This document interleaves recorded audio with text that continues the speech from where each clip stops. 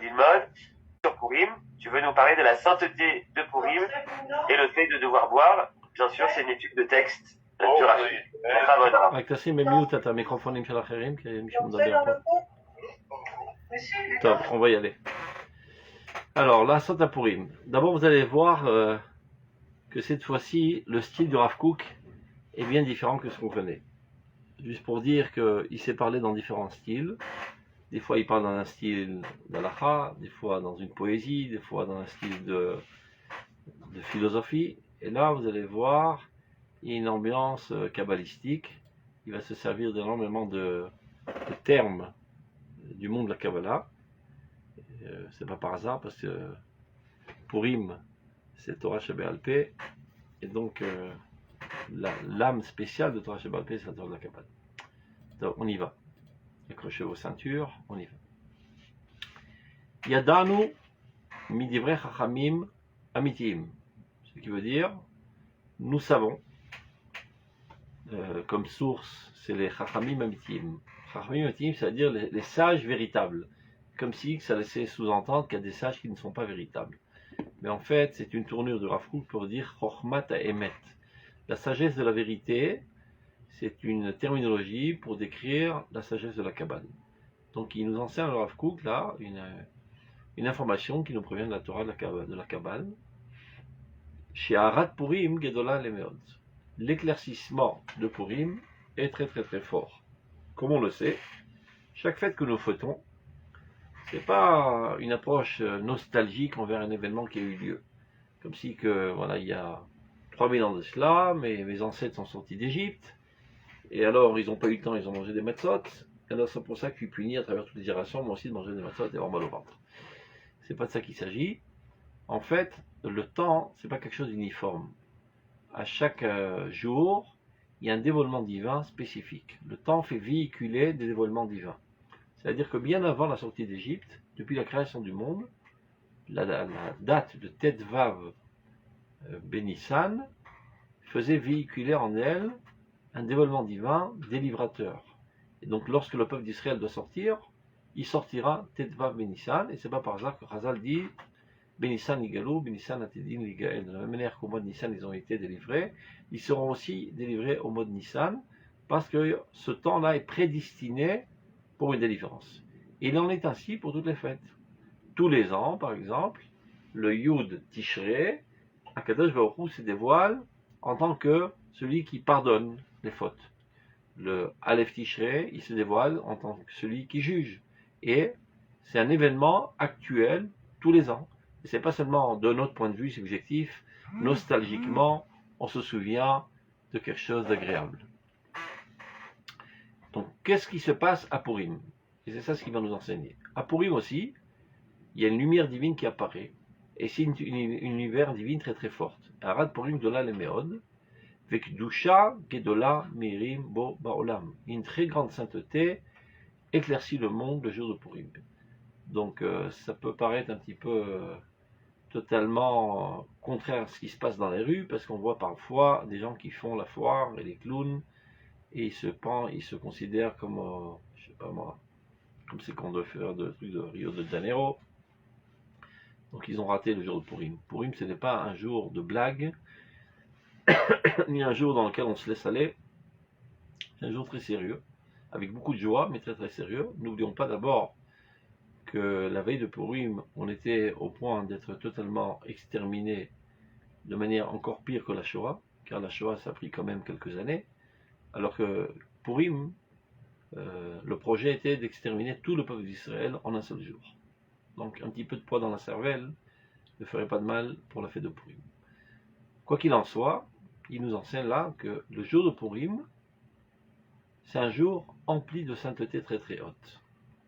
Il va expliquer donc quelles en sont les répercussions vu qu'il y a tant de sainteté. Véniré. Chez Mitorkar, Minemala Adam Nishma Razmikol Kilkul. C'est ce qui fait que de tout en haut, l'homme est protégé de toute déviation. Ça veut dire, dans les jours de l'année normale, on doit s'auto-garder de peur de faire des idioties. Donc, tant qu'on est dans le domaine de la sainteté, ça va, on est protégé. dès qu'on sort dans le domaine du chol, c'est-à-dire du profane, qu'il n'y a rien de balance là dans le profane, mais tu es déjà, quand tu as les pieds dans le profane, tu risques déjà de glisser vers le monde de la Touma, donc tu t'attrapes bien, tu t'observes bien, tu te mesures bien pour ne pas dégringoler. À Purim, il y a une protection divine du ciel qui fait que même quand tu es en activité profane, ça veut dire, on va dire matérielle, eh bien, tu risques pas de dégringoler dans le monde de l'impureté. Évidemment, pas quand on fait le clown, qui va besimchat Purim. Si l'homme s'occupe ce jour-là de la simcha de Purim, et non pas la simcha de se saouler et de faire le clown. Ça veut dire qu'il a une joie intense du fait que le peuple d'Israël a été délivré par Dieu et par besoin de remercier Dieu, c'est pour ça qu'il fête Purim. Alors, à ce moment-là, il est protégé du ciel de toute déviation, bien qu'il soit en activité matérielle. C'est ce qu'il dit, mais en tsarich kol kach liot al mishmarto. Alors que la directive habituelle pendant l'année est de se tenir à carreau dès qu'on touche à la matérialité de peur de sombrer dans l'impureté, à Purim, on peut s'adonner totalement à la matérialité sans risquer de tomber dans l'impureté. On a une protection céleste. Évidemment, lorsqu'on a l'intention de fêter Purim par remerciement à Dieu, et non pas que lorsqu'on attend avec impatience, c'est quand Purim pour qu'on puisse se relâcher et faire les oeuvres. Ça, tu n'as pas de protection. Quand tu fais ça avec intention d'appliquer la mitzvah de Dieu, qui est de le remercier et d'être empli de joie du miracle d'avoir sauvé le peuple d'Israël, alors tu as une protection divine.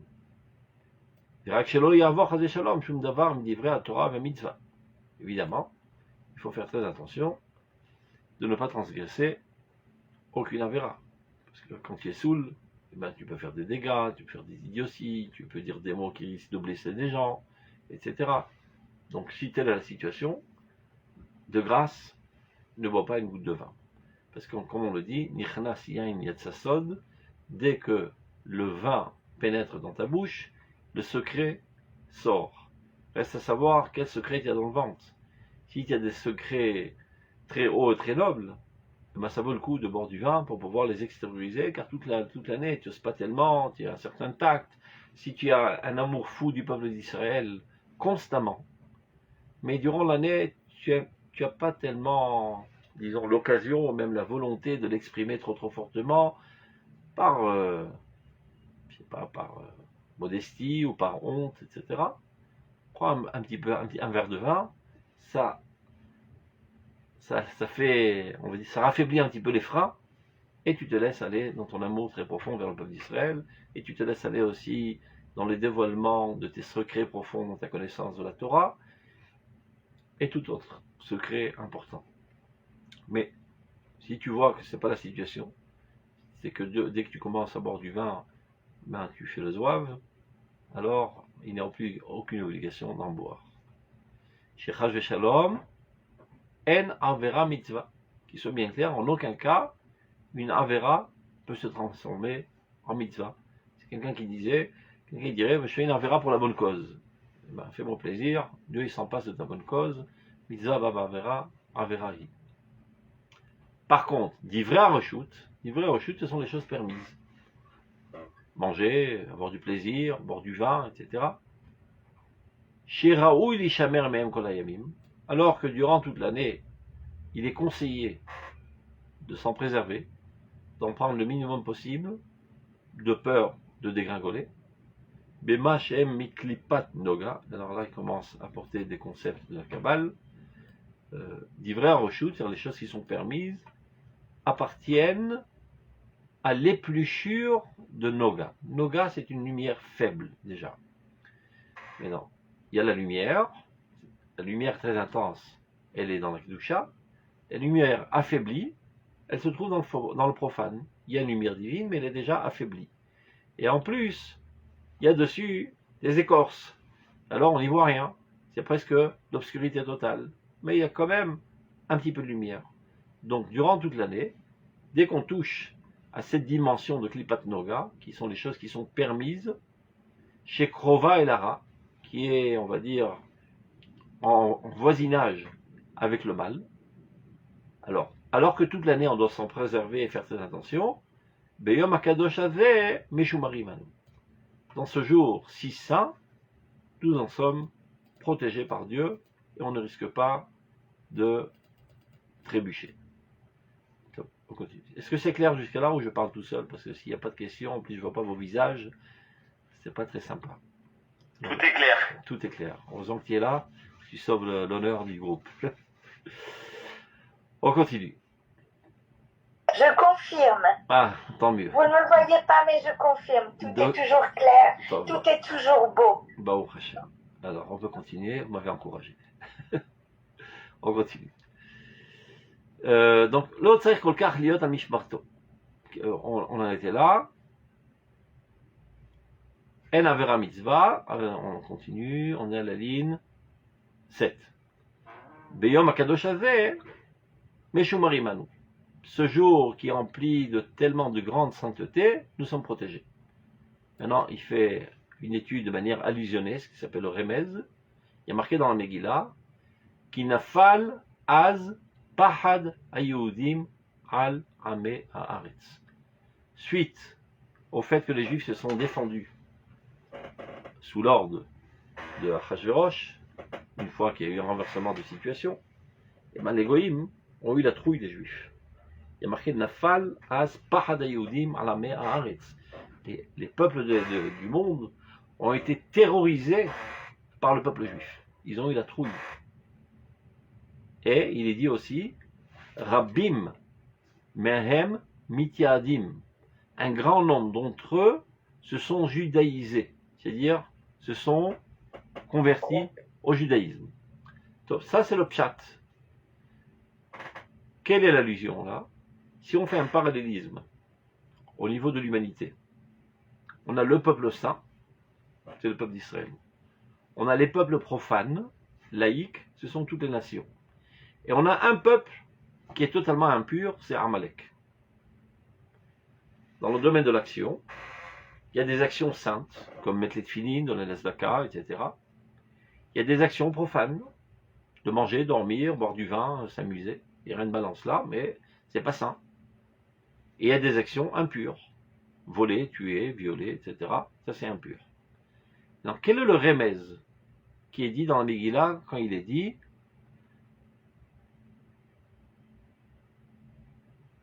Nafal pahad ayudim al ame haaretz.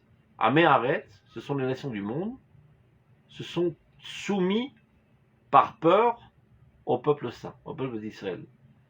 Ceci fait allusion qu'au jour de Purim, les comportements profanes se soumettent sous la gouvernance de la sainteté. Alors que de manière générale, les comportements profanes sont en voisinage avec l'impureté et donc on doit se protéger de ne pas dégringoler vers l'impureté, en ce jour saint, le profane est sous l'emprise du saint. Et donc même quand tu es en activité profane, tu ne risques pas de trébucher et de tomber dans l'impureté, tu restes toujours dans le domaine de la sainteté. Car la sainteté est tellement forte qu'elle est capable d'englober en elle aussi bien le profane et la matérialité. Donc ça c'est le premier remez. Nafal az pahad ayudim al haaretz. Haaretz, qui symbolise le profane, sont terrorisés et sont soumis au peuple juif qui est le peuple saint. Et plus encore, Rabbim mehem mityadim. Nombreux parmi eux, des peuples qui sont profanes, se judaïsent. Ça veut dire que la matérialité s'élève au niveau de la sainteté. Donc, ça s'appelle étudier dans la couche du Remez. Comme on le sait, la Torah, on peut la comprendre sous différents aspects, qu'on a l'habitude de dire pardes. Pardes, qui veut dire, c'est les rachetevot, les initiales, pshat, remesh, drash, sod. Il y a 4 manières, 4 couches de compréhension de la Torah. Et le pshat, c'est la lecture littérale. Remez, c'est par allusion, de manière associative. Drash, c'est déjà des ouvertures de grands sujets qu'on développe. Et Sod, ce sont les secrets de la Torah. Donc ça, c'est Remez. Qui nafal aspacha de Yudim ala me'aretz, de Rabbi Mehem itiadim, ou kmochen bechol dovador. Comme on l'a expliqué précédemment, ce qui a eu lieu à Purim, c'était pas seulement un événement historique ponctuel, mais c'est un dévoilement de lumière divine qui a déclenché l'événement historique. Et donc si à l'époque, la matérialité, le profane, s'est soumis à la sainteté du peuple d'Israël, il en est de même à chaque année à la même date.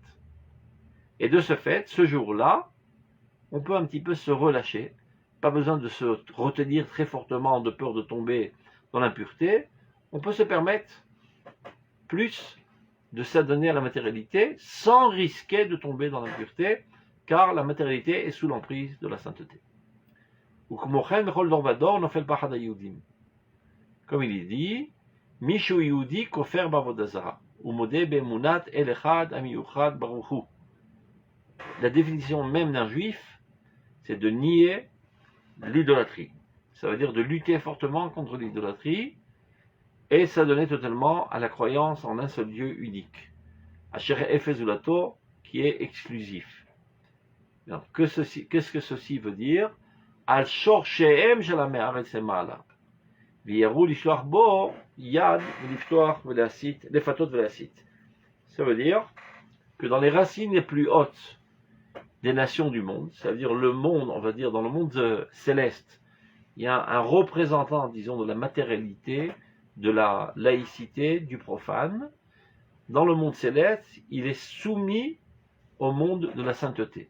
C'est ça ce que c'est. Et donc, quand ça arrive dans ce monde historique et politique, ça se traduit par le fait que les goïms se soumettent au peuple d'Israël. Il faut savoir que tout ce qui se passe dans ce bas monde, au niveau concret, réel, politique, n'est qu'une répercussion de ce qui se passe précédemment dans le monde de l'intériorité, dans le monde céleste. Donc, dans le monde céleste, il y a déjà eu un conflit très très fort, et finalement, on va dire la dimension du profane s'est soumise à la dimension du saint. Et donc, ça apparaît dans ce monde que les peuples représentants du profane se soumettent au peuple du saint, à Makodesh. Et je suis médaillac, c'est-à-dire je suis précis quand j'appelle ça le peuple du saint et non pas le peuple saint. Je sais qu'on traduit mal en français d'habitude, on appelle ça le peuple saint, la terre sainte, c'est une très mauvaise traduction. La terre sainte, c'est-à-dire la terre qui a été sanctifiée par des prières. C'est pas ça qu'il s'agit. La terre du saint, c'est la terre de Dieu. Mais les goïms ont du mal à avaler qu'un bout de terre puisse appartenir à Dieu. À leurs yeux, la sainteté ne peut être que dans l'abstraction la plus totale. Donc, ils ne peuvent pas traduire une véritable traduction Eretz HaKodesh. Donc, ils appellent ça Eretz HaKdosha, la terre sanctifiée. Non, il s'agit de la terre du saint, la terre du saint béni soit-il, la Kadosh Baruch Hu, le peuple du saint, Am HaKodesh, Lashon HaKodesh, non pas la langue sainte, mais la langue du saint, la langue de la Kadosh Baruch Hu. Lorsque nous parlons en hébreu, nous utilisons la langue d'Akadosh Baruch Hu avec laquelle il a créé le monde. Donc, donc ce jour-là, ils ont la trouille d'essayer de nous séduire, de nous faire tomber dans leur piège. C'est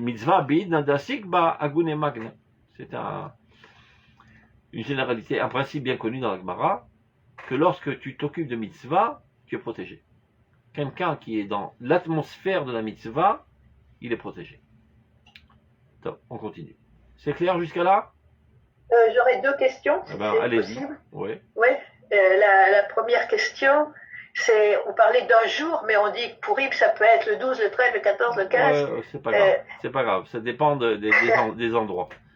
Qu'on soit à Jérusalem. Non, au même endroit. Non, le 14-15, mais avant, on pouvait aussi faire le 12, le 13. Non, c'est pour la lecture de la Megillah, c'est pas Purim. Purim, c'est Yud Dalet ou Tedvav en fonction, si tu es à Jérusalem, c'est-à-dire les villes qui sont entourées de Chomot depuis Yosha ben Nun, ou bien Mais la lecture de la Megillah, c'est autre chose, c'est techniquement parlant, parce qu'il n'y avait pas de possibilité, parce qu'on ne pouvait pas se ramasser, donc on a une certaine permission d'anticiper. Mais la sainteté du jour, spécifique, c'est ou Yudalet pour les gens qui habitent en dehors, ou bien Tetvav. On continue. Et la deuxième question, c'était dans la pratique, presque tous les ans, il y a des malheurs qui se passent autour de Purim. C'est Des malheurs, qu'est-ce que vous appelez par des malheurs? des meurtres, des machablim, des choses comme ça qui se passent. Donc, quand on parle de protection, là, on parle de protection de tomber dans le monde de l'impureté. Mais non, des mechablim, il y en a toujours eu. Il peut avoir le Shabbat, il peut avoir Yom Kippour, ça c'est autre chose. Okay. Merci beaucoup. On continue. Vine Hara Nimshechet Beyom HaKadosh Hazeh, Imamash Mitzat Kedushat Aguf et Israéli. Maintenant, de quelle Kedusha s'agit-il? C'est une Kedusha qu'on n'a pas tellement l'habitude d'en parler, parce que ça fait 2000 ans qu'on est en exil. On parle de la Kedusha qui est tellement forte, qui est capable aussi d'apparaître dans la sainteté du corps. On a toujours parlé de la sainteté de l'âme du peuple d'Israël. Mais il s'avère que notre corps n'est pas moins saint que notre âme. Et pour ne pas effrayer les pensées, je dis n'est pas moins fort, mais à vrai dire est bien plus fort. Car toujours le contenant doit être bien plus fort que le contenu. On ne peut pas verser du cache-feu brûlant dans un petit verre en plastique trop fin, sans quoi il fondrait. Donc s'il y a une âme si haute et si sainte qui vient du trône divin, pour qu'elle puisse être, on va dire, contenue dans ce corps, il s'avère que ce corps n'est pas moins haut que elle, sans quoi elle le brûlerait. Donc il s'avère que le corps du peuple d'Israël, le corps d'un juif, est quelque chose de saint. Et par élargissement du concept, la matérialité du peuple d'Israël est quelque chose de saint. En exil, nous ne sommes adonnés qu'à la spiritualité. Nous avons cherché la sainteté que dans la spiritualité, et on s'est écarté totalement de toute activité matérielle au point de vue national. Évidemment que les individus sont allés au travail pour gagner quelques sous, pour apporter à manger à la maison, mais on n'a jamais vu un idéal quelconque de s'adonner et de contribuer au développement de ce monde lorsque nous étions en dehors d'Israël, car ce monde était géré par les nations, qui, comme on le voit, ne sont pas des anges. Il n'y a qu'à voir l'actualité aujourd'hui, des gens qui sont bien cravatés avec des belles vestes, mais qui envoient à la mort des centaines de milliers de personnes sans flipper, comme on dit. Jusqu'à présent, malheureusement, les dirigeants des nations sont des crapules. Et donc, nous, le peuple d'Israël, qui sommes un peuple saint, avec des aspirations morales, on n'a eu aucune envie de contribuer à l'avancement de ces nations. Donc, on s'est recroquevillé sur nous-mêmes, et on s'est adonné à la spiritualité la plus céleste, sans aucune activité matérielle, politique, responsabilité nationale ou internationale. Et même à l'échelle individuelle, on n'a jamais trop vu d'importance de donner satisfaction aux besoins corporels, le juste minimum. Et donc ça, c'est une sainteté artificielle que nous avons développée en exil, en adéquation avec les circonstances. Mais la sainteté originelle que nous avions avant de sortir en exil était une sainteté qui englobait toute l'existence. Dieu n'est pas le président d'honneur de la religion juive, mais Dieu est le créateur. Et ce n'est pas le créateur qui a créé, qui est allé en vacances, c'est le créateur qui continue de créer constamment et de gérer le monde, de faire avancer le monde. Donc si on veut être à l'image de Dieu, se rapprocher de Dieu, on doit être comme Dieu. De la même manière que Dieu fait vivre le monde, développe le monde, est intéressé par le monde, donc toi aussi, si tu es quelqu'un de saint, c'est-à-dire de proche de Dieu, tu dois toi aussi être totalement imbriqué dans tous les aspects et toutes les couches de ce monde. Aussi bien les aspects spirituels que les aspects matériels. Mais vu que pendant 2000 ans, nous avons vécu déconnectés de notre terre, déchirés de notre peuple, et nous avons retiré nos mains de toute responsabilité nationale et internationale, donc on s'est inventé une bulle de savon virtuelle de sainteté totalement spirituelle, à tel point qu'on a oublié la sainteté originelle qui, elle, comprend toute l'existence. Purim, ne n'oublions pas dans quel contexte on se trouve. On se trouve la veille du retour du peuple d'Israël en Eretz Israël. Tout Purim a eu lieu dans ce contexte. C'est que Mordechai était déjà monté en Eretz Israël. C'était le début du retour à Tzion. Il y avait ici des habitants qui n'étaient pas tellement contents que les Juifs retournent. et qui ont écrit une lettre au roi de Perse disant que les Juifs ont l'intention de se rebeller. Et qui c'est qui était à la tête de cette délégation qui a écrit cette lettre? C'était Haman, qui était lui aussi en Eretz Israël. Alors Mordechai, comprenant la situation, il dit, pour faire avancer les choses, je n'ai pas le choix que de retourner en exil pour m'infiltrer dans les veines du gouvernement et pour finalement arrêter le barrage pour qu'on puisse continuer à affluer en Eretz Israël et reconstruire notre peuple et notre Beth Amikdash. Donc à l'approche d'Eretz Israël, on est censé retrouver notre véritable dimension, la véritable sainteté originelle qui comprend toute l'existence et pas seulement l'existence spirituelle. Donc Purim est en relation directe avec la Géoula. La Géoula finale se fait Kim'a, petit à petit. Comme ça que c'est marqué dans le Talmud Yerushalmi. Et pour imager cela, la Mishnah dit, elle rapporte l'histoire de Purim.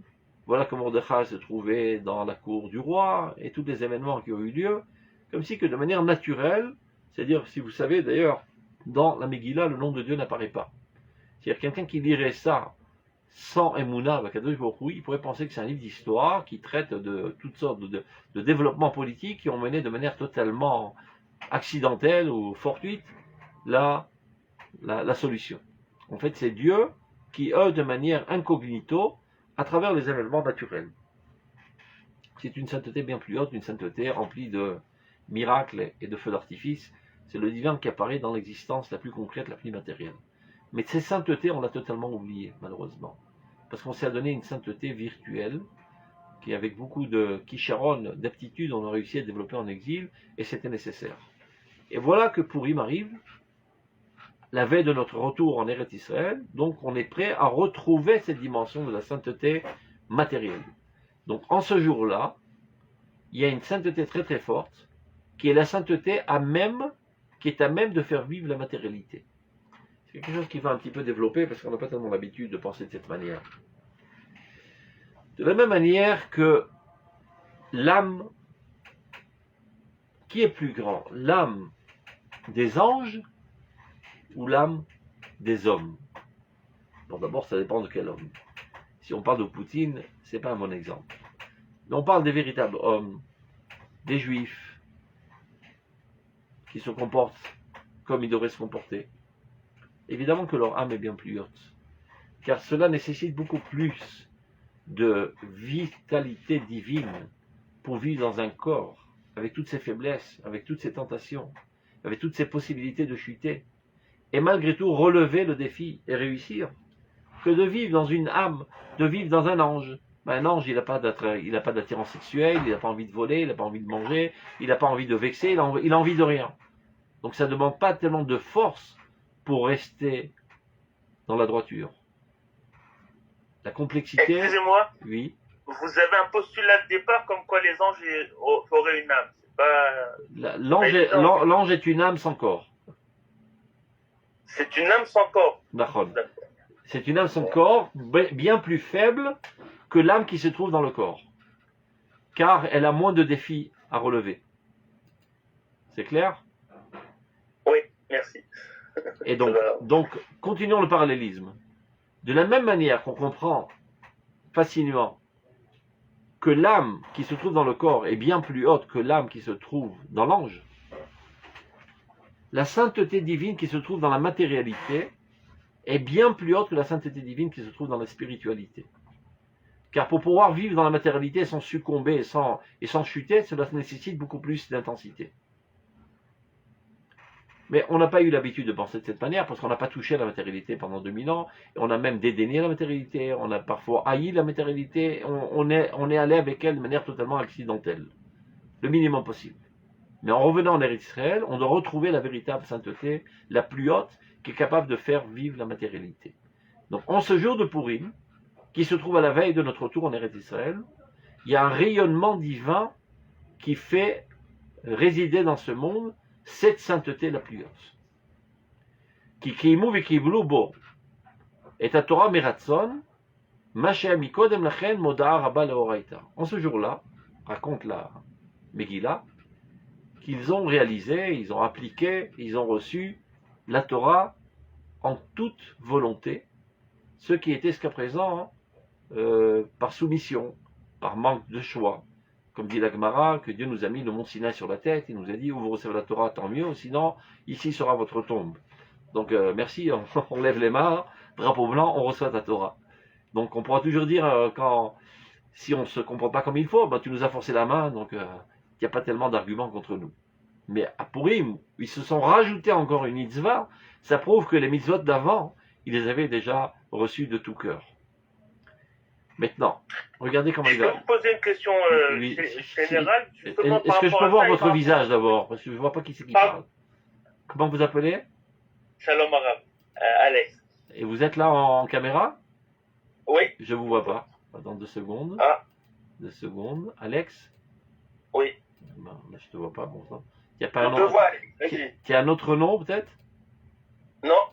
Non, il est là, Alex. Ben, je ne le vois pas. Bruno?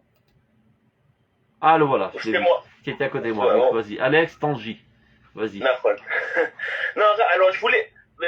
On a l'impression que cette fête, justement, elle légitime les juifs qui vivent en galoute pour 2 raisons. La première raison, c'est que finalement, contrairement à l'adage que quand Israël est en dehors de sa terre, la Shrina aussi, alors que la fête de Purim montre justement le contraire, que la Shrina les accompagne et malgré tout, il y a une providence divine en galoute qui les... Et de 2, on est capable de recevoir la Torah qu'en galoute, quoi. C'est, Akash Baruch Hu nous la donne en dehors d'Israël, on la reçoit finalement en dehors d'Israël.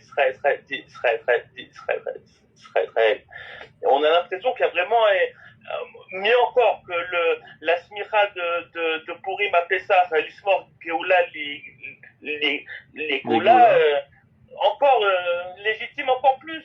On peut vivre très bien en galoute. C'est pour ça que j'ai remis. C'est pour ça que j'ai remis Purim dans le contexte, parce que très souvent les gens ne savent pas exactement où ça se trouve Purim.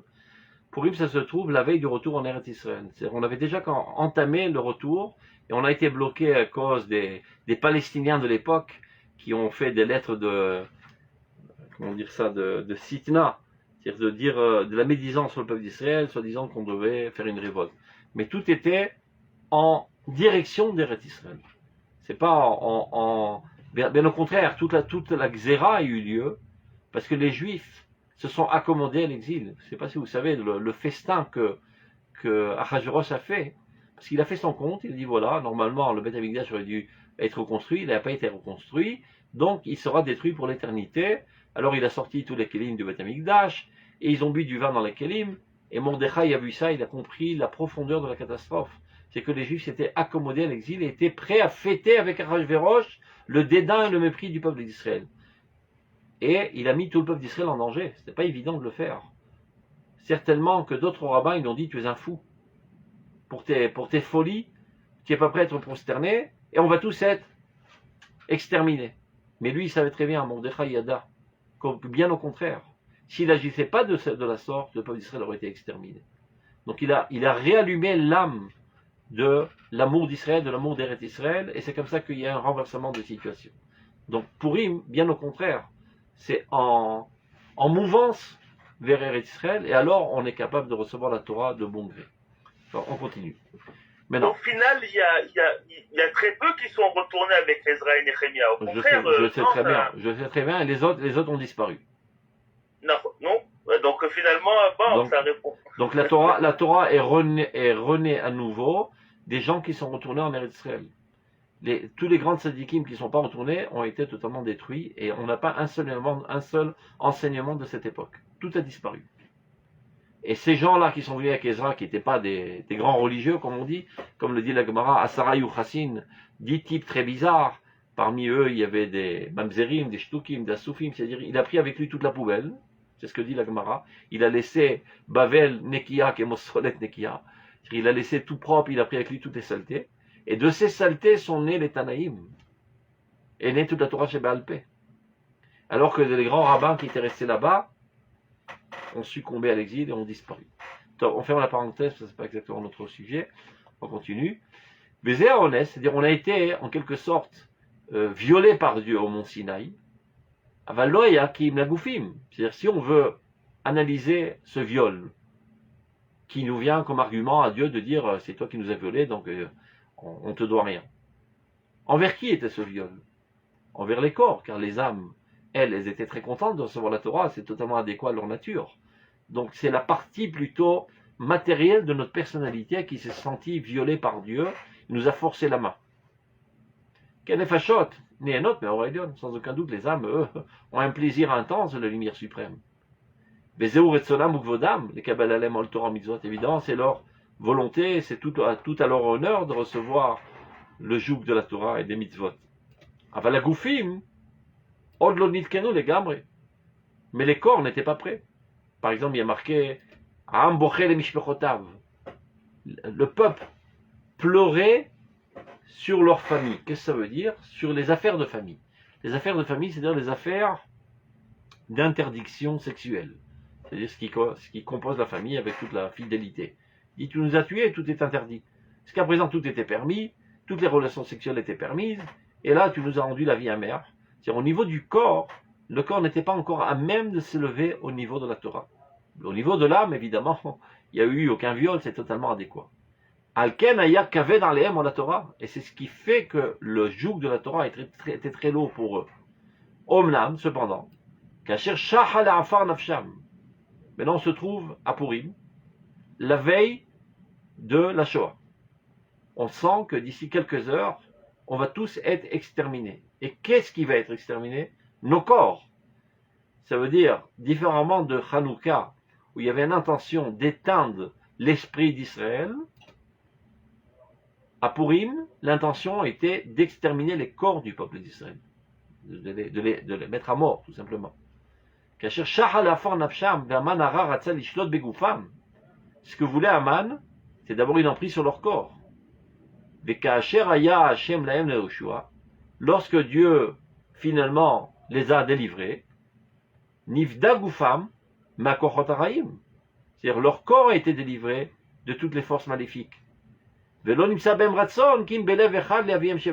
tel point que le corps, qui était au bord du précipice, au bord d'être exterminé, voilà, qui a été sauvé par la main de Dieu, le corps lui-même ressent un besoin intense de remercier Dieu, et qui move et qui bloue au niveau du corps, c'est-à-dire au niveau de notre matérialité, au niveau de notre conscience, au niveau de nos désirs, au niveau de tous nos aspects psycho-physio-biologiques, tout ça s'est élevé à la volonté de Dieu. Donc, ce qui caractérise cette époque de Purim, c'est que le corps lui-même s'est élevé au niveau divin. Alken, c'est la raison pour laquelle, Biyomze, La'ad Atzlalim Yanusu. Pour l'éternité, les ombres seront écartées. Il n'y aura plus aucune emprise des aspects Hashana ou Keroved Avodazara. On sait que de manière générale, pendant toute l'année, celui qui se saoule est considéré comme un idolâtre. Pourquoi? Parce que ce qui nous relie à Dieu constamment, c'est notre esprit. Et quelqu'un qui se saoule, eh bien, il perd ses esprits. Il est sous l'emprise de toutes sortes de folies, et son corps est lâché à lui-même, et donc à ce moment-là, il est déconnecté de Dieu. Donc, de manière générale, la Torah, Chachamim, la Halacha, dit de ne pas boire de vin, le minimum. Tu bois du vin, tu perds la tête, tu fais des idioties, tu perds le contrôle de toi-même, tu n'as plus tes esprits. À ce moment-là, tu es déconnecté de Dieu, donc tu es en veille d'Avodazara. Lama, mipene shakwa hasichli mistalek. Dès que tu bois du vin, eh ben, la force intellectuelle s'en va. Viesh te sibot leze. Il y a deux causes. Kasimcha imalak dolad veka imor asechel be'etzem.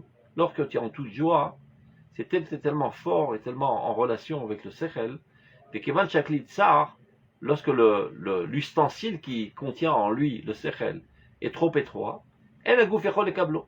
C'est-à-dire c'est trop d'énergie pour le corps si étroit, et donc il ne peut pas le recevoir, et donc s'il ne peut pas le recevoir, eh ben, l'énergie s'envole, et le corps se trouve abandonné de toute, on va dire, gérance de l'esprit.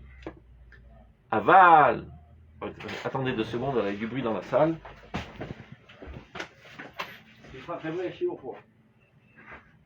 Et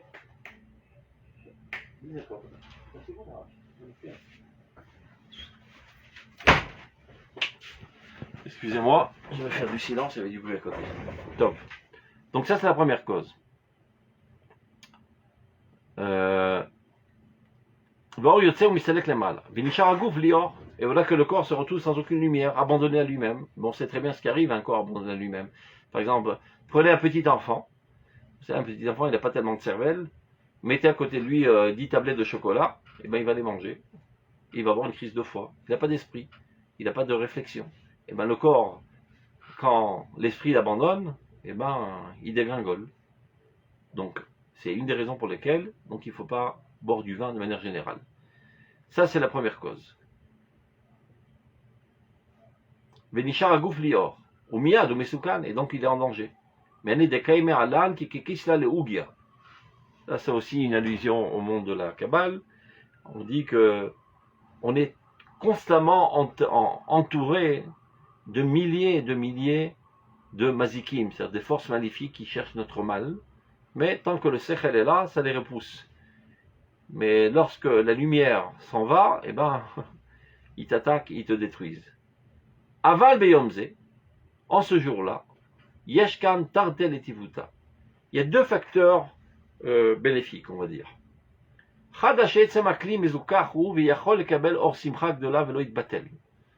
Le contenant est tellement pur qu'il est capable de recevoir en lui une très très grande lumière qui se recrée par la simcha du vin, etc., sans s'annuler, sans se casser, et donc pas de risque que la lumière s'évade et qu'il se retrouve tout seul. Ve'od, deuxième argument, she'afilu imisulak or asechel mikle aguf ina kochot aguf ve'atzmam kvar kdoshim em.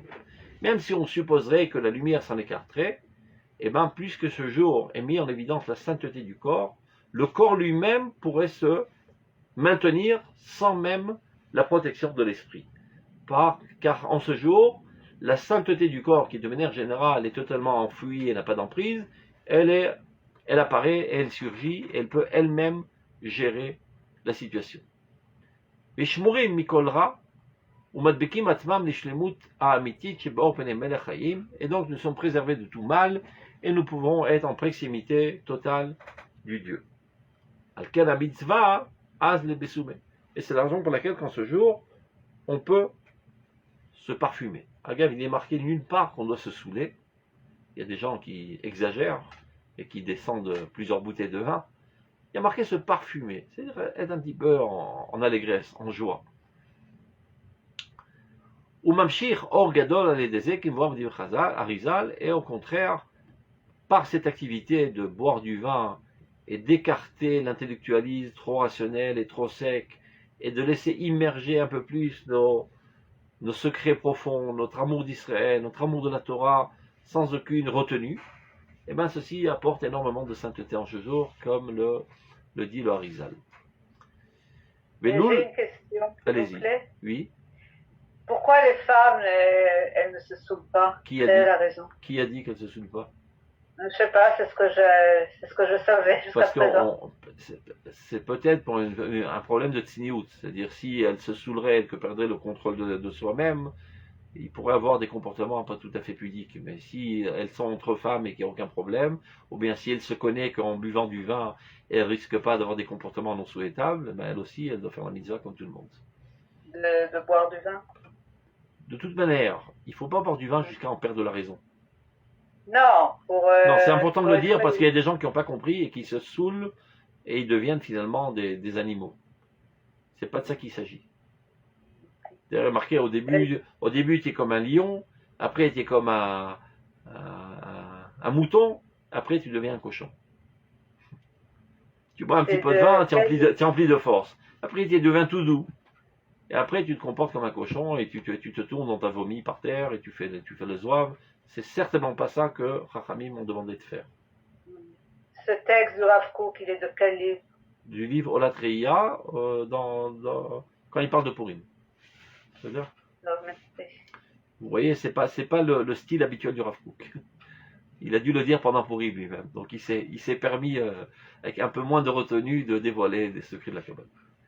Maintenant, regardez ce qu'il dit. Et finalement, quand la personne est à un haut niveau, alors même s'il devient sous, J'ai vu ça chez 2 personnes, il sort des livrets de Torah absolument extraordinaires, même s'il se roule par terre. J'ai vu quelqu'un qui était par terre, et il sortait des choses absolument extraordinaires. Moi j'ai eu le mérite, si déjà ce cours est pour l'élévation de l'âme du Rav Zuckerman, plusieurs années j'ai fait Purim avec lui, et ben, c'était le jour le plus grand de l'année.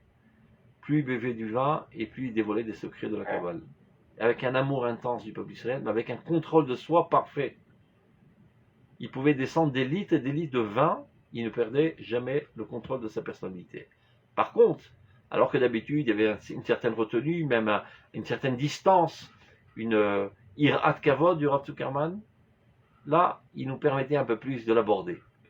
Et c'était un amour intense et une joie extraordinaire, et une kedusha incommensurable, ce jour-là. C'était le jour le plus grand de l'année, il faut le savoir. Kippour, le jour de Kippour, qu'on considère comme le jour le plus grand de l'année, n'est que comme Purim, qu'est Purim. La sainteté la plus haute, c'est Purim. C'est la sainteté qui est capable d'apparaître dans la matérialité. Alors qu'à Kippour, c'est une sainteté qui n'est capable d'apparaître que dans la spiritualité, et on s'écarte de toute matérialité. Donc on arrive à une élévation spirituelle, mais sans relever le défi, parce qu'on s'écarte de la matérialité. À Purim, on s'adonne totalement à la matérialité, et il y a cette capacité de s'élever au summum de la sainteté sans glisser, évidemment, lorsque ton intention est de faire la mitzvah, et non pas quand ton intention est de faire le fou. Alors, mitzvah b'idada sikba magna. Lorsque tu es en activité de mitzvah, tu as une protection divine. Top. Maintenant, il dit comme ça. Velou les demistafina, si ce n'est que si j'oserais, c'est-à-dire si j'oserais contredire les autres poskim, c'est ce qu'il veut dire. Ayan irali, j'oserais dire que Shav shebechol hayamim shatou yalit panel. De manière générale, on a une halakha, celui qui a bu un petit peu de vin n'a pas le droit de prier. Parce qu'après tu as bu du vin, qui n'est pas totalement avec le contrôle de ta personnalité, ne prie pas. Il explique pourquoi. Bikom makom beyomze, en ce jour-là, oyilu mitzvato bekar, puisque c'est exactement la mitzvah du jour, l'omatrid. Cela ne dérange pas la prière. Zulat shikor gamour. Évidemment, mis à part celui qui est totalement sous. Shetzarech iyun imum mitzvah. Car à vrai dire, il faut vérifier si ceci appartient encore à la mitzvah. D'être totalement sous, c'est pas la mitzvah. Mais tant que tu es dans la mitzvah, c'est-à-dire que tu as bu, je sais pas, un petit peu de quoi être un petit peu plus cool, tu pourrais, à la rigueur, prier dans cette situation. L'âme. Maintenant, il va expliquer selon la Kabbale. Qui kartam shatou il palel. La raison, c'est celle pour laquelle celui qui est un petit peu sous n'a pas le droit de prier. Yesh lomar mipnei shatfila ya'ala'a lemala ke korban Hashem. La tfila, en fait, comme on l'a expliqué à plusieurs reprises, c'est de se rapprocher de Dieu. C'est d'élever vers Dieu tes aspects les plus idéaux, les plus profonds, etc. C'est en quelque sorte une certaine ressemblance avec le korban. De la même manière que dans le korban, tu égorges l'animal et ça réélève sa vie vers le divin, lorsque tu pries, tu élèves ta vie vers le divin. Tu t'élèves à des sphères plus hautes d'idéalisme. Donc c'est, en quelque sorte, c'est aussi un korban. Si dans ce korban, il y aurait quelque chose de moche, quelque chose de sale, ou bien, je sais pas, qu'il a un moum, il a une oreille coupée, etc., ben c'est un korban pas cachère. De la même manière, là, tu viens élever ta personnalité vers Dieu, mais tu as en toi toutes sortes de saletés à cause de la soulerie, c'est pas un korban convenable. Donc c'est la raison pour laquelle, toute l'année, on n'a pas le droit de prier lorsqu'on est saoul. C'est comme si que tu sacrifiais sur l'autel céleste, d'abord chez nous, Raoul et Gdoucha, quelque chose qui n'est pas sain. Parce que tu es saoul et tu as perdu la raison, tu as perdu le contrôle de toi-même, et tu peux dire des bêtises, tu peux avoir des désirs pas propres, etc. Aval Beyomze, en ce jour-là, les forces corporelles sont sanctifiées par les cieux. C'est-à-dire, même si toi, de toi-même, tu n'es pas capable de t'élever à la sainteté du corps, il y a une influence divine qui sanctifie ton corps. Donc même quand tu bois du vin, il n'y a pas de déviation vers des choses sales en ce jour-là, évidemment quand tu as l'intention de faire la mitzvah. Et donc aucun problème, dans ce korban, il n'y a rien de non propre. Donc tu pourrais à la rigueur prier, bien que tu aies bu un petit peu de vin. Va'or chofef alehem bechol gavle. Balken ishlomar. C'est la raison pour laquelle on peut dire aussi achitama de melacha lo kiblu alayu bepurim. C'est la raison pour laquelle aussi Chachamim n'ont pas interdit les melachot à Purim. Shabbat, par exemple, il y a la metet melachot. 39 interdits. 39 activités qui sont interdites, les melachot, les travaux spéciaux du Shabbat. Et voilà que Purim, qui est un jour très très saint, Chachamim n'ont pas interdit de travailler, d'allumer le feu, de coudre, je sais pas, de porter comme un Shabbat. Dekehayom en agashmi mitnaged la ruchani. La sainteté de ce jour est tellement grande que la matérialité n'est pas en contradiction avec la spiritualité. Au contraire, elle est englobée dans la sainteté. Alken, bechol yom tov, tous les autres jours de fête, shiikar atachlit shel kulam, shi mikra kodesh, dans lequel il est désigné Mikra Kodesh, un jour de lecture de sainteté, Litaneg al Hashem, Lo itachen yatasug melechet chol. Tu ne peux pas t'adonner à la sainteté spirituelle et en même temps dans une activité matérielle. C'est la raison pour laquelle les jours de fête, eh ben, on sépare et on n'a aucune activité dans le monde du chol et toutes les lametet melachot sont interdites. Shen sheichot les lametet melachot de ma'al madit latia. Encore des allusions de la Kabbale. C'est-à-dire le fait qu'il y ait 39 interdits le Shabbat, les 39 melachot, c'est en relation avec 39 existences célestes qui sont cachées, qui cachent la lumière divine. Masheenken ayom chez les efrak lala les bracha. Ce jour dans lequel la malédiction a été transformée en bénédiction, il y a eu un renversement de situation.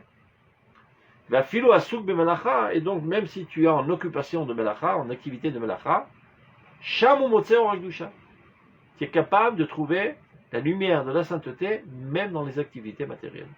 Qu'on le sache, ce niveau-là, à l'échelle individuelle, n'est accessible qu'à une toute petite minorité du peuple d'Israël. C'est ce qu'on appelle dans le Mesilat Yesharim la madriga de la Kedusha. La madriga de la Kedusha, il ne faut pas être naïf et rentrer dans des illusions. Il y en a 1 pour 1 million qui arrivent, comme Avraham Avinu, Yitzhak Avinu, Yaakov Avinu, Moshe Rabbeinu. C'est la ligue des gens qui y arrivent.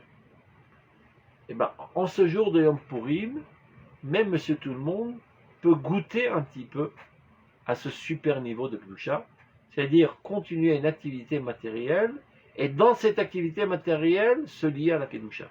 Ce que de manière générale, pourvu qu'on puisse se lier à la Kedusha quand on est dans le domaine de la Kedusha. C'est-à-dire que quand tu mets tes tefilines, tu es totalement concentré et concerné par ton activité, que ta tête ne se trouve pas ailleurs, c'est déjà pas trop mal, si tu arriverais à le faire. Mais Hanouka, par exemple? Hanouka, non, c'est pas du tout, c'est la spiritualité. Oui, mais on ne fait pas non plus les 39 melachot. Nachon. On peut les faire, pardon. Nachon, mais il n'y a pas la sainteté de ce jour, et d'ailleurs, c'était pas l'objectif de détruire les corps du peuple d'Israël, mais la spiritualité du peuple d'Israël. Oui, mais pourquoi donc on fait malgré tout les melachot? Chachamim, je ne sais pas à vrai dire, c'est une bonne question. Il faudrait que je réfléchisse, je ne sais pas. Il ne faut jamais répondre qu'on ne connaît pas la réponse. À la chair le yada, amar le yadati, il est marqué dans Perkei Avot. Quand tu ne sais pas, moi il faut dire je ne sais pas et pas essayer de coudre quelque chose d'imaginaire. C'est une très bonne question. Donc, Sham ou Motse Ora Kedusha. Qui n'a pas la kiratah tafel alessiar kodesh. C'est-à-dire, ce mur qui sépare de manière très très forte la matérialité de la spiritualité, ce jour-là est tombé. Et c'est ça ce qui est dit de manière allusionnée que Nafal Pahadiyudim Alehem ou Rabim Bermeret Miti Hadim. Ça veut dire qu'il n'y a plus tellement de différence, mais il y a une continuité entre la sainteté de la spiritualité et la sainteté de la matérialité. Ve'asara kitrin de Mesahavin nishberu behadaskifa d'aseret ben Haman. C'est-à-dire que lorsqu'on a pendu les 10 enfants de Ben Haman dans ce monde ici-bas, parallèlement à cela, ça a affaibli les 10 forces d'impureté maléfiques qui se trouvent dans le monde spirituel. C'est-à-dire, on a réussi à affaiblir l'emprise de l'impureté. Jusqu'à là, le monde de l'impureté, qui est en voisinage avec le monde du profane, très souvent a eu une influence et même domine et gère le monde du profane. Ce jour-là, on a mis à mort les 10 enfants d'Aman qui sont Amalek, qui sont la nation de l'impureté. Ça a affaibli dans le monde céleste l'emprise de l'impureté sur le Chol, et donc le Chol se trouve à nouveau sous l'emprise de la Kedusha. Et donc la lumière apparaît à travers la Megillah. La lumière qui est cachée profondément dans la matérialité apparaît en ce jour-là. Bon, ça c'est une formule qu'on connaît très souvent comme conclusion sur les Mekoubalim. Approfondis-toi dans cela et tu en auras un délice. C'est-à-dire, ne crois pas avoir tout compris. Tu as un petit peu caressé le sujet. Il y a beaucoup plus de compréhension bien plus profonde. Évidemment, nous essayons de faire de notre mieux. On est un petit peu touché le sujet. Maintenant, à ce propos, si déjà il nous reste quelques minutes, je vais vous lire une pisca de Oroth.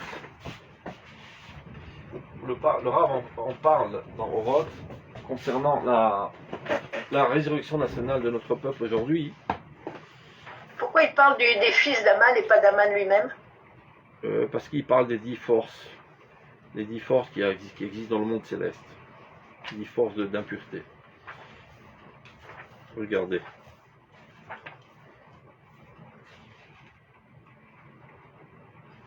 C'était où? Il faut que je retrouve. On va arriver quelques minutes. 2 minutes.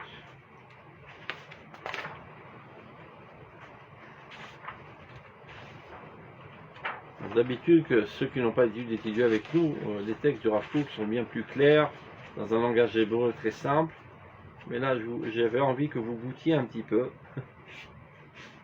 de ce style qui vraiment sort de l'ordinaire dans la Torah du Rav Kook. Rien que pour montrer que lui aussi, il sait parler ce style, mais il a décidé de parler dans un style bien plus clair, qui soit accessible à tout le monde. Alors, il y a marqué dans Oroth Atria, au chapitre 46. Keshem shenishmat ha'adam yoter elyona v'yoter pnimit ma'malachim. De la même manière que l'âme de l'homme par excellence, l'homme d'Israël, est bien plus suprême et plus profonde que les anges. Mais Dafka mipnek dulata yarda adetartit amadriga.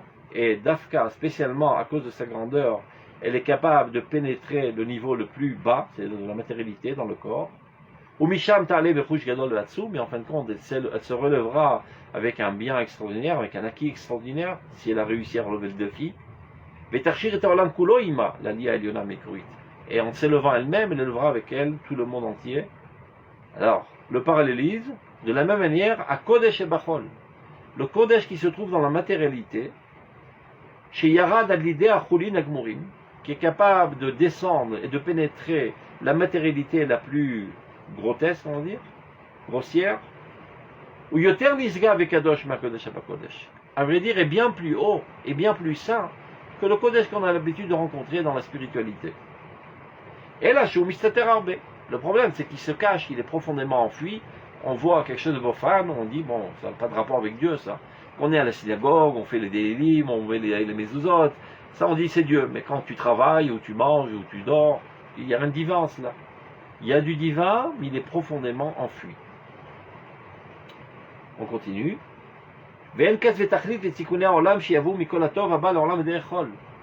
Sont innombrables les réparations du monde qui apparaîtront d'Afka par l'activité du Chol.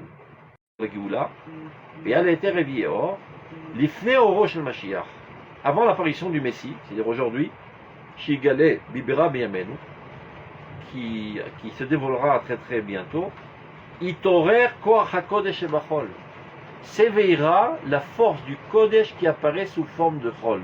Alors que pendant 2000 ans, on s'est écarté du Chol, voilà qu'à l'approche du Mashiach, le peuple d'Israël s'adonnera presque totalement seulement à la matérialité. On avait l'habitude de voir des juifs avec des grandes barbes et murmurer des psoukik toute la journée, et étudier la Torah, etc., etc. Voilà, on voit des nouveaux juifs qui s'adonnent à la technologie, à la science, au développement, à l'agriculture, à l'armée. Alors les gens qui avaient habitué, ils avaient dit, mais c'est pas des juifs, c'est pas le profil d'un juif. Eh bien, c'est le profil d'un super juif. Tels étaient les véritables juifs de l'époque. Moshe Rabbeinu, Abraham, Yitzhak, Yaakov, Yehoshua n'étaient pas des spiritualistes. C'était des gens qui avaient la tête dans les cieux, mais les pieds bien sur terre. Moshe Rabbeinu lui-même a fait la guerre contre Og Melech HaBashan, en étant le prophète le plus grand du monde. Et Abraham Avinu aussi a fait la guerre. Et Yehoshua, qui était l'élève de Moshe Rabbeinu, était le chef d'état-major de l'État d'Israël, etc., etc. Et au temps de la résurrection de la nation, cette dimension de la sainteté qui apparaît sous forme de matérialité aura le dessus. Maintenant il rapporte une source du Zohar.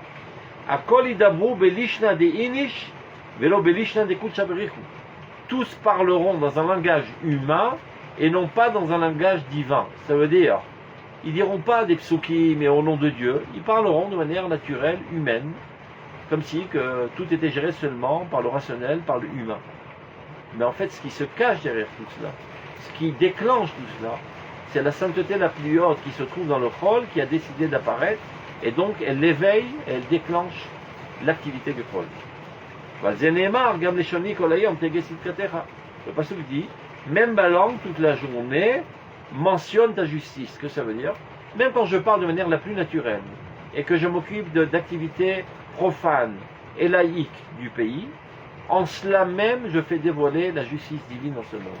Car je suis en train de préparer la plateforme réelle, concrète, politique, par laquelle sera divulguée la Torah dans le monde. C'est très important de le dire parce qu'on est dans l'époque de transition, et dans toute époque de transition, c'est toujours compliqué. Pendant 2000 ans, nous ne sommes adonnés qu'à la spiritualité la plus extrémiste. Et voilà que maintenant on est en train d'atterrir en Eretz Israël et dans la matérialité. Et il faut savoir comment gérer la transition. Alors ceux qui étaient habitués à la spiritualité, lorsqu'ils voient une activité matérielle, ils ont comme l'impression qu'on abandonne Dieu. Bien au contraire, on est en train de retrouver Dieu dans la dimension qui comprend en elle toutes les couches de l'existence. Et donc Purim, c'est tout à fait en concordance avec ça, car Purim c'est le retour vers Eretz Israël. Donc portez-vous bien, Purim Sameach, donc la semaine prochaine c'est Purim pour vous, donc il n'y aura pas de cours. Beaucoup. Purim Sameach. Merci beaucoup. Merci beaucoup. Une dernière question par rapport à la boisson. La boisson? Oui. Ouais, vas-y. Non, alors justement, pour ceux de Yerushalayim, c'est pas un peu problématique de rentrer dans Shabbat un peu éméché, on va dire. Tu as raison, c'est pour ça que les poskim disent qu'il faut faire ça le matin et de terminer quelques heures avant Shabbat. Donc, Shabbat Shalom. Baruch Hashem, il y a de la pluie, il y a de la bracha. Vous entendez? Même le tonnerre. Tonnerre de Brest, comme on dit. Salut, Shabbat Shalom. Shalom, Boura. Purim Sameach. Purim Sameach, on voit.